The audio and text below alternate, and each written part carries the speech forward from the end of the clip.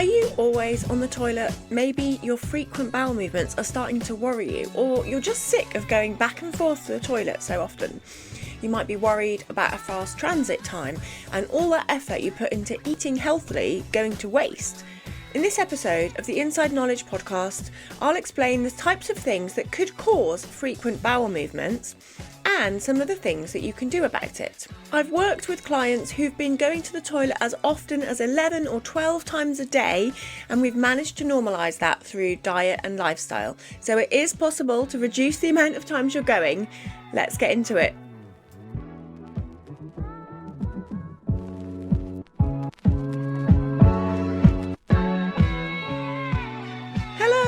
Welcome to episode 79 of the Inside Knowledge podcast for people with IBS. I'm Anna Mapson. Frequent bowel movements, we're talking about when you're going to the toilet a lot more than normal. So first of all, I'm going to start off by talking about what is normal, but then also we'll go through a couple of things like issues, why it's not good to have so many frequent bowel movements, but also what some of the causes might be. And then we'll talk a little bit about what you can do about that. Just thinking about what is normal, the typical bowel movements that we don't worry about is 1 to 3 times a day. That is kind of an ideal way, although up to 3 times a week is also considered normal for people who are veering on the constipated side.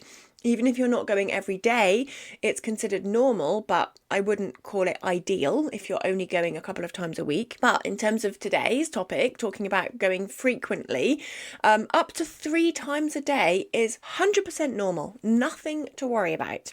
And this is where I wanted to start because a lot of people feel that that is too much, and actually it could just be a byproduct of your diet. So when we think about what the poo is, what it's made up of, a lot of it is waste from our food, things that cannot be digested, that our body no longer needs. It's moving it along, getting it out again. So if you think about the types of things that aren't digested, that are left there, one of the main elements that will not be broken down properly is fibre. It's not massively well digested by the human body, which is why we rely on our gut bacteria to do some of that job for us. But if you are eating a diet that is very, very high in fibre with lots of vegetables, fruits, whole grains, you may well have a lot more waste products than somebody else. Sometimes it is just a simple equation that you are eating a lot of fibrous foods and that is creating a lot of waste product, and it is nothing to worry about. Where people get a little bit confused, I think, as well, is where you've got IBS. And if you're listening to this podcast, I'm assuming you have, because this is the podcast for people with IBS. Let's think about what some of the additional problems are. It could be that you've got hemorrhoids. So see the last episode that I just did on hemorrhoids, because every time you go to the toilet, that is going to be exacerbating them. Seeing blood on the paper and seeing blood maybe in the toilet is worrying. It doesn't feel good to see your own blood, does it? But also it can be incredibly sore. And so having to wipe multiple times a day can also be quite sore. As I said in the intro, I've worked with people who've been having a poo almost every hour and going a lot throughout the day, and that can be down to uncontrolled IBS diarrhea type. People who have diarrhea predominant IBS will frequently go to the toilet, and some of it could be very mushy. So this is another distinction that I want to make, is the difference between having diarrhea and having very frequent bowel movements. Because when you're passing very, very loose stools, and if you take a look at the Bristol stool chart, you will see that number 7 at the bottom of the chart is watery diarrhea, often with a lot of urgency, really explosive. Now, this would indicate normally a short-term acute infection. So obviously some people who have IBS-D will have more frequent episodes of these diarrhea attacks.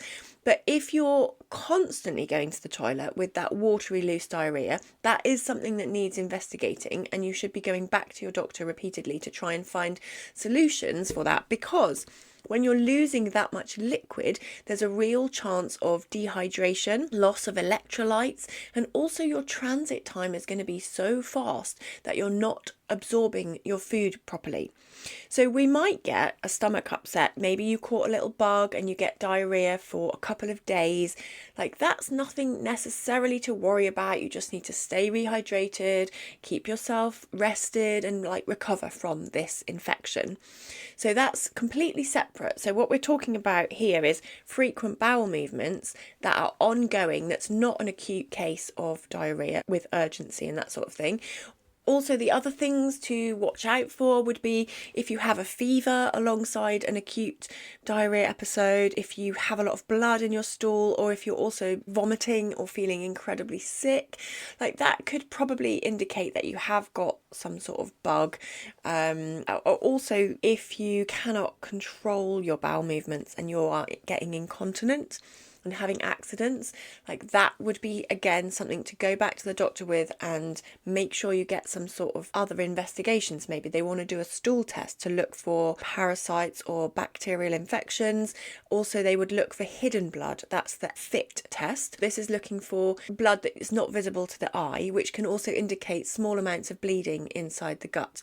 So really important that you get those kind of things properly checked out. Today, I'm not focusing on that sort of diarrhea. I'm just talking about people who go to the toilet a lot, and it doesn't necessarily need to be that urgent type 7 all the time. It's just that you're going frequently, maybe 4 or 5 times a day. That's very common with a lot of people who I start to work with. So now we know that going more than 3 times a day is considered frequent bowel movements, and based on the people I see, often around 4 or 5 times a day is kind of average for someone who is experiencing this. Also, you might think about when these extra bowel movements are happening, because a lot of people go first thing in the morning when they wake up. This can be as your body gets going. Maybe you have a glass of water, maybe you have a cup of tea or coffee first thing. Sometimes people will get up and immediately they need a wee and they go to the toilet and they might have a poo as well. That can be completely normal. Then you might have your breakfast and your gastrocolic reflex kicks in. This is when your body is trying to make room for more food coming in by releasing some more food out. So it's kind of kick-starting this pulsing movement through your gut, moving the muscles to contract and pulse the food along, push it through. Okay, so often after eating a meal, you will need to go to the toilet. In babies, this gastrocolic reflex is very strong. And I can remember from my girls when they were younger, actually the babies like pooing in the high chair as they're eating, because as soon as they start eating, some more room is made. Obviously, that is just for babies. And it can happen quite frequently. So when we think about that gastrocolic reflex being very strong, maybe you need to go to the toilet after every meal. And we know that it is not, unless it is that watery, loose diarrhea, it's very unlikely to be the last thing that you've just eaten that is actually coming out into the toilet. So remember that food sits in your stomach for somewhere between 30 minutes and 2 hours. It is not that food passing through you and coming out into the toilet straight away, but it could kickstart the process. Now, if that happens, there could be multiple reasons why your gastrocolic reflex is so strong. But some of the most obvious answers would be down to the nervous system, thinking about your stress or anxiety levels and your gut-brain connection. So the vagus nerve that is supporting the connection between your feelings and your emotions and your mood and your digestion. There are some things you can do to manipulate that, to calm it and soothe it. And some of it involves things like going to bed early, making sure you're getting some sleep, doing some exercise, some deep breathing. I have got lots of support on that in episode 2 about how to do mindful eating is also really helpful. And also controlling your IBS with your mind, which is episode 4. That is a very good basic level introduction to the vagus nerve and things that you can do to help support it. So far we've covered reasons why you might be getting these extra bowel movements. Is it because you are eating a very high fibre diet? Is it because as soon as you eat, you are encouraging the motion and you are kickstarting that gastrocolic reflex? Is it because you have got an acute infection So those are the 3 things I've covered so far. Other things that can stimulate frequent bowel movements would be high levels of coffee or alcohol. Coffee is definitely a gut stimulant, and for a lot of people it can be pretty much instant, that you just have a couple of sips of coffee and then you immediately need the toilet. Again, that is not the caffeine or even the coffee working on your colon or rectum to expel the poo, but it's more down to do with a hormone connection. We think potentially down to something called chlorogenic acid in the coffee that is like working on your hormones to kickstart that nervous system action. And also alcohol will also stimulate frequent bowel movements because your body is kind of trying to expel it and trying to get it out. And that's a little bit the same if you have an infection, your body is trying to wash that through and get rid of it. Another key thing, of course, we want to talk about food. Are there some specific foods that you're eating frequently that could be triggering frequent bowel movements? If you think about the low FODMAP diet for IBS, the foods that we're cutting out during the low FODMAP diet are typically foods that draw in water. That is going to give you more bowel movements because you've got more content in your small intestine and the large intestine, and the water is drawing in and then making it looser, so you're going to need to go more often. It's harder to hold that in when it's loose, but also it's creating more content because of the additional fluid balance. So FODMAP intolerance is a possible other cause of frequent bowel movements. If you need to hear more about the low FODMAP diet, then go back and listen to episodes 17 and 18, where I start from the beginning and explain exactly what that is and how to do it. But essentially, you're cutting out or removing portions of highly fermentable foods that have got this kind of action. One of the things that you might do is to start implementing the low FODMAP diet process, which will help you identify if there are any food triggers. Now, some of my clients, in fact, a fair number of them, will go through this process and not find any particular intolerance. People are sometimes a little bit disappointed with this, but just taking them all out, giving yourself a break, and then slowly reintroducing them can actually give you a really good rest and reset time, and then that will just allow your digestion to regulate, and then you can start bringing the foods back in. If you start seeing more frequent bowel movements, for example, then that would be an indication that potentially it is diet related. So that's like a little summary of some of the things that could cause frequent bowel movements. And so you might want to ask yourself, do I get this straight after a meal? Do I get this all month? If you are a woman, maybe your period week is the time when you get more frequent bowel movements and you feel like you're going more often. This can definitely be the case. And if you're in perimenopause, that is more challenging because you may not know where you are in your cycle. So you may have certain weeks and you think maybe you might be due on, but you're not quite sure. That can be really challenging. So that's why tracking your period and tracking your symptoms is so helpful. I have got a guide for tracking your IBS, which you can also write in your menstrual cycle along the bottom. And you can download that from the show notes or from episode 6, which is all about tracking your diet. Because the reasons why you're getting frequent bowel movements could be very varied. There is no prescription that I can give that says, yes, do this and you will reduce your bowel movements. There isn't really a set pattern that will definitely work. But some of the things that I have noticed that do help include changing your diet, managing your stress, and also sitting on the toilet or the way that you go to the toilet. So let's break those down a little bit more. One of the benefits of eating more soluble fibre is that it helps to draw the water in and provide more bulk. When we've got loose and frequent stools, what we want to do is try and firm them up a little bit so that they're less loose. So something like soluble fibre can help. This can be found in oats, and also in root vegetables are very good. Things like carrots and sweet potato, very helpful, as well as just like upping your fruits and vegetable content. However, if you're someone who's already eating like 10 portions of fruit and veg in a day, then the last thing you want to do is increase your fibre content. Maybe you need to reduce your fibre content a little bit to notice if that has any bearing on the frequency that you need to go to the toilet. If you are feeling like you need to go all the time and you're just not actually being able to empty properly, and that is why you're getting frequent bowel movements, because it's almost like it's stuck there even though it's soft. There could be a couple of reasons for this scenario. So one would be that the mix of fibres that you're getting isn't quite right. So maybe you do need to increase your fibre in order to create more bulk, more of a firm stool that will then be harder to pass and in a way like not come out every time you go and sit on the toilet. The other thing is how you're sitting on the toilet does have some impact. So where you are not raising up your knees higher than your hips, you may find that the muscles are just not coordinating properly in order to let the stool out. So you're not actually allowing yourself to go as easily as you could, which means some of it might be stuck up there. You want to make sure you get a little step and put it near the toilet. And when you go and sit on it, you put your feet on the step, and that will raise your knees up a little bit, and you can lean forward, bring your elbows towards your knees, and then that is putting your body into a similar position to squatting, which is physiologically how humans should be going to the toilet. Of course, we like our toilets, they're more comfortable and all, but it's not necessarily the best physiological position to let out the poo.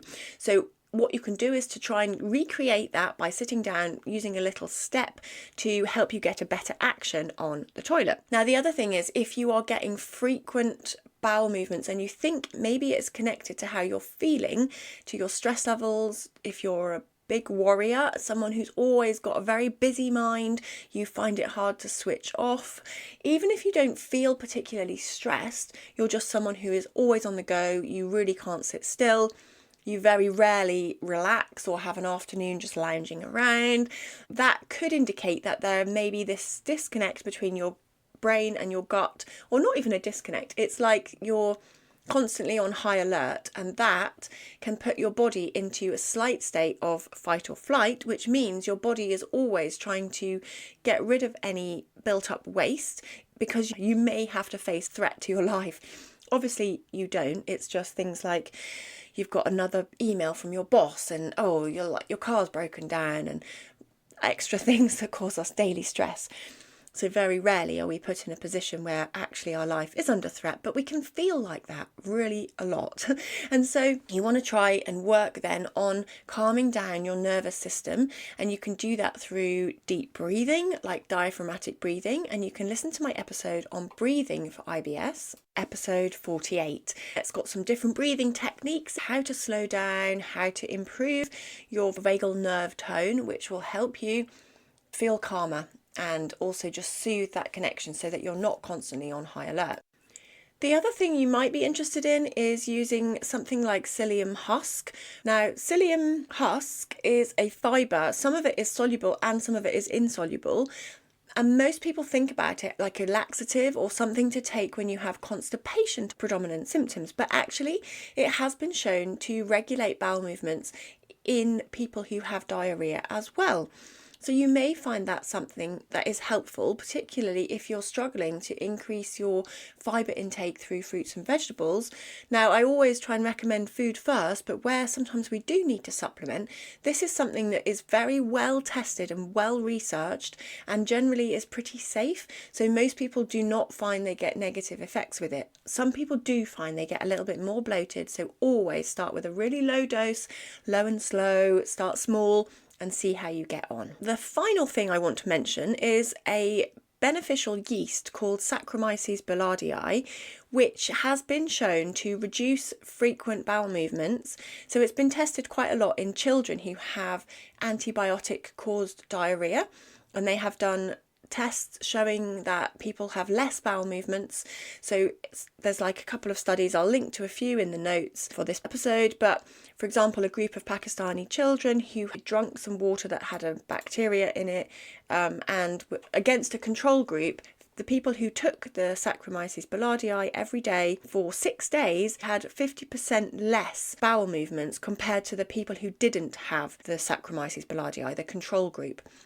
Those children were having more than 3 bowel movements a day, whereas the group were having around 1.5. So that just shows it can slow down your transit time. Now, that's not to say it's like taking Imodium. It's not for an acute condition, but over the long term, the way that it maybe works is it can resist pathogenic microbes, and it kind of takes up space. It pads out the gut. It can also help the gut barrier, which fights off other microbes that might want to get in. So it's a very good support for your overall gut health. It isn't suitable for everybody, particularly if you're immunocompromised. You shouldn't take this, and in some cases it might not work for you. But it's something that you might want to discuss either with your doctor, your nutritionist, for example. So the other way that it works, and we don't really have enough data on it, but that there's a theory that Saccharomyces boulardii will affect the way serotonin is affecting your gut motility. Some people who have IBS-D, who have frequent bowel movements, have a higher rate of serotonin expression in the gut. And serotonin generally speeds up your gut transit time. If we are to reduce excessive serotonin in the gut, maybe that will slow down the gut motility as well. So that's another mechanism by which Saccharomyces boulardii may help people who have frequent bowel movements. It is something that I use with people who have more frequent bowel movements quite a lot and can see some quite good results with it. It's kind of like, you can think about it like a probiotic. It's a beneficial yeast. So it is of fungal nature, but it's not the same as candida, or it's not the same as baker's yeast, which is live. It's different, but it's a beneficial yeast. To round out this episode, the kind of things that can cause frequent bowel movements could be a very high fibre diet, could be down to a FODMAP or other food intolerance that is speeding food through your transit time. It could be that you've got anxiety and ongoing stress. Could be down to high levels of coffee, alcohol, or any medication. Actually, I didn't even mention that, but sometimes that can cause fast transit time. So the things you want to think about is, when do you get this? Is it after meals? Is it all month, or is it just around your period? Have you changed your diet recently? These are all questions that will give you clues if you're working on your own to try and resolve your IBS. Then you can start to think about those things. Do use my tracker as well to see what changes you can make that can change the frequency of your bowel movements. If you need help with your IBS and working this stuff out, that is what I can do for you. I'm a registered nutritional therapist and I work with people all over the world. So I'd love to hear from you. If you feel like you want help with your digestion, you can just click on the link in my show notes and set up a call, and we can talk about what you're looking for help with and how I may be able to support you. Thank you for listening to this episode of the Inside Knowledge podcast, Better Digestion for Everyone.